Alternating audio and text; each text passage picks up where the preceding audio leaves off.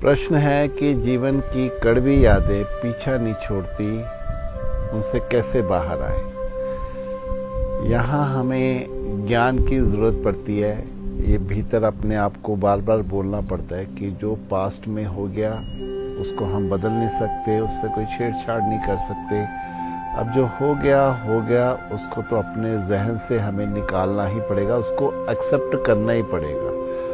जो भी गलत हुआ है, छल हुआ है, धोखा हुआ है, बेईमानी हुई है, दुख मिला है किसी से, हाँ मिला है तो मिला है, जो हुआ है वो हुआ है। जब हम स्वीकार कर लेते हैं तब हम शांत होना शुरू हो जाते हैं।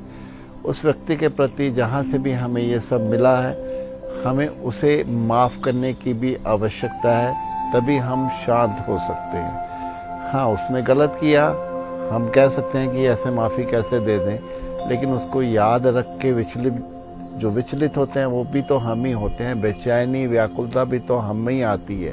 अगर हम वो देख लें अपने कि हम ही डिस्टर्ब हो रहे हैं उसको याद करके, तो ये कहाँ का गणित है, कहाँ की इंसाफ है जो हम अपने साथ कर रहे हैं। तो पास्ट में जो हुआ, जिसने जो किया, उसको भुलाना ही अच्छे की ओर जाना है। अब जो हुआ आगे के लिए हमें सजग रहना है, हमें चौकन्ने रहना है, हमें एकदम अलर्ट रहना है कि कोई हमें ठेस ना पहुंचा सके, हमारी भावनाओं को ठेस ना पहुंचा सके। और जहां हम संभल के चलते हैं वहां फिर जल्दी कोई साहस नहीं करता है कि हमसे कुछ भी छल कर जाए, हमें कोई दुख दे जाए। तो ठीक है, ये ज़िंदगी है, यही सीखने का नाम है। ये चले तो जाना है हम सब ने इस संसार को छोड़ के एक दिन, तो फिर ये यादें पकड़ के भी हम क्या करेंगे।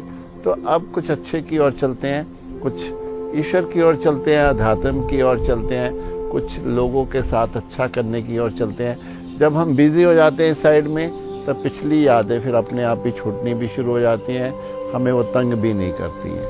तो इसीलिए ईश्वर की ओर जाना बहुत ही एक सौभाग्य की बात होती है इंसान के लिए।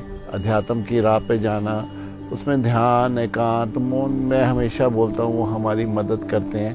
तो ठीक है, बस हमारी समझ, हमारा धैर्य, ईश्वर पर विश्वास, ये जब हम लेके चलते हैं तो फिर एक समय पर आकर हमें लगता है कि हमें पास्ट में कुछ नहीं पड़ा, अब हमें उससे दूर ही होना है, अलग ही होना है और आगे की ओर बढ़ना है।